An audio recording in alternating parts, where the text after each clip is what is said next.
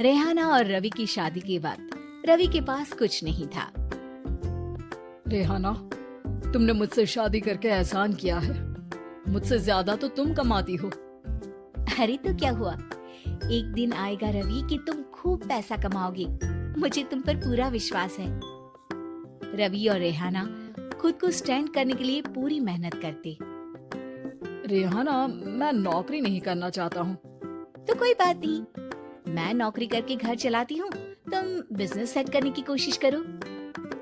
एक दिन रेहाना, तुम जानती हो, मैंने जो विज्ञापन बनाने वाली कंपनी खोली थी ना, उससे बड़ी ब्रांड का ऑफर आया है। अब हम लोगों के दिन प्यारे न्यारे हो गए हैं। मैं जानती थी रवि कि एक दिन तुम सेटल हो जाओगे। रवि का काम अच्छा चल जाता है। एक दिन वो रेहाना से कहता है, रेहाना, अब हम लोगों का बच्चा भी हो गया है। बहुत छोटा है वो, उसका ख्याल कैसे रखेंगे हम?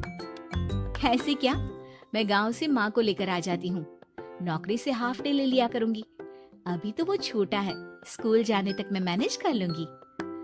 देखो रेहाना, मैं अब अच्छा कमा रहा हूँ। तुमको नौकरी करके परेशान होने की कोई जरूरत नहीं है। अरे कैसी बात कर रहे हैं, मैं अपनी लगी लगाई नौकरी कैसे छोड़ दूं? और मैंने तो सुना है हम लोगों को कुछ ही महीनों में सरकारी नौकरी मिल जाएगी। सरकारी नौकरी में कितना कमा लोगी? उतने में तो मैं ड्राइवर रख लूंगा। रेहाना को रवि की बात का थोड़ा बुरा तो लगता है। कम से कम मेरी नौकरी की इतनी बेइज्जती मत करो।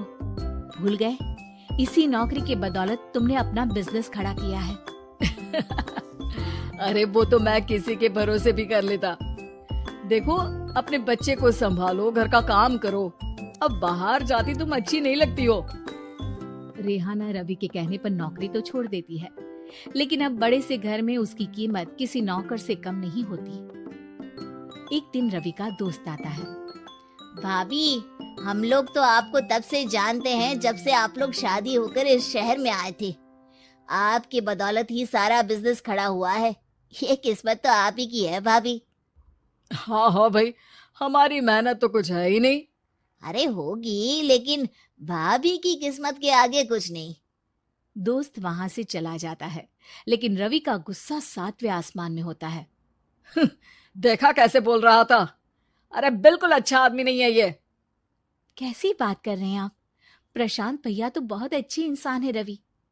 कैसे उन्होंने हमारे मुश्किल वक्त में हमारा साथ दिया था। अरे था पैसा तो साथ दिया, नहीं तो कौन पूछता है? रवि का व्यवहार पैसा आते ही अलग हो गया। वो बंदे को बंदा नहीं समझता। घमंड से घिरे रवि ने तो एक दिन हद ही कर दी। रेहाना, मैं अब तुम्हारे साथ नहीं रह सकता हूँ।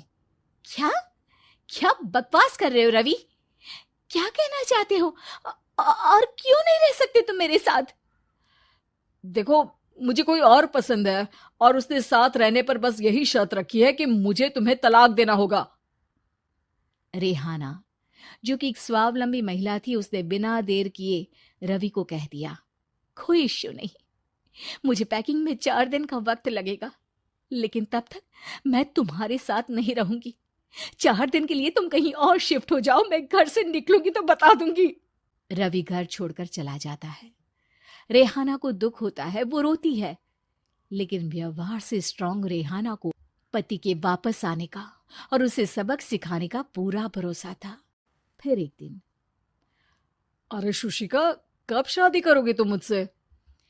यार, मैंने तो सोचा था तुम शादी से पहले मुझे विदेश लेकर जाओगे, महंगी कार दिलाओगे। अरे सब दिला दूंगा, लेकिन पहले मुझसे शादी तो कर लो। हाँ हाँ, क्यों नहीं। मैं कुछ दिनों के लिए अपने मम्मी पापा के पास जा रही हूँ और लोगों से अपनी शादी की बात करूंगी। अरे शुशिका, कैसे रहूंगा मैं तुम्हारे बिना? अब तो शादी ही होने वाली है हम लोगों की। शुशिका रवि को छोड़कर चली जाती है। रवि घर आता है, जहां रेहाना को ना पाकर उसे सब अजीब लगता है। घर तो रेहाना के बिना कुछ नहीं है। बच्चे की याद भी आ रही है। चलो एक वीडियो कॉल कर लेता हूँ। रवि रेहाना को वीडियो कॉल करता है, लेकिन रेहाना फोन नहीं उठाती। रात को सोते वक्त मन कर रहा है मुन्ने को गले लगा लूं। चलो कोई ना, शुशिका से शादी के बाद मेरे और भी बच्चे होंगे। अगले दिन रवि ऑफिस जाता है, जहां टीना खड़ी होती है। सर, आपने अपने नए ऐड के लिए मॉडल की रिक्वायरमेंट डाली थी ना, मैं उसी के लिए आई हूँ। रवि टीना को देखकर खुश हो जाता है। अब शादी हो गई है तुम्हारी? नहीं सर, बस अच्छा सा हैंडसम और अमीर लड़का देख रहे हैं मेरे मम्मी पापा। रवि के दिमाग से तो टीना को देखकर शुशिका का ख्याल भी खत्म हो जाता है। अरे यार, ये लड़की मिल जाए कितनी सुंदर है। शुशिका तो इसके आगे कुछ नहीं है।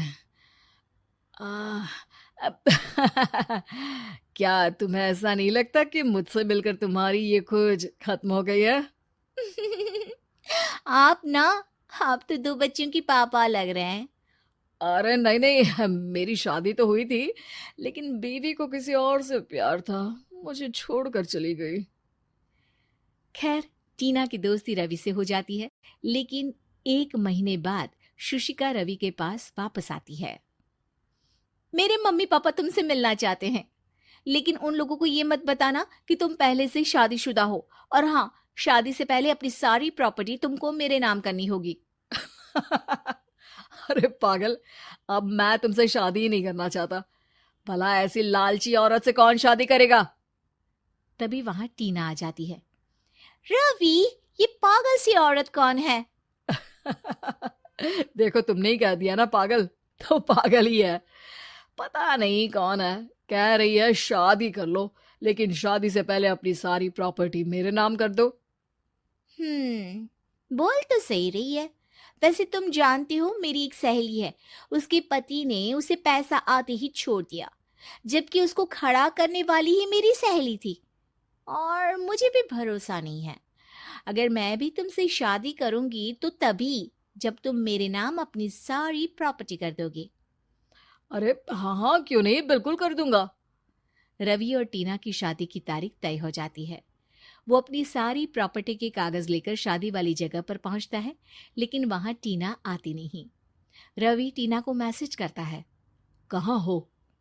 सॉरी, मैं तुमसे शादी नहीं कर सकती, मुझे तुमसे भी ज्यादा पैसे वाला मिल गया। रवि को गुस्सा आ जाता है।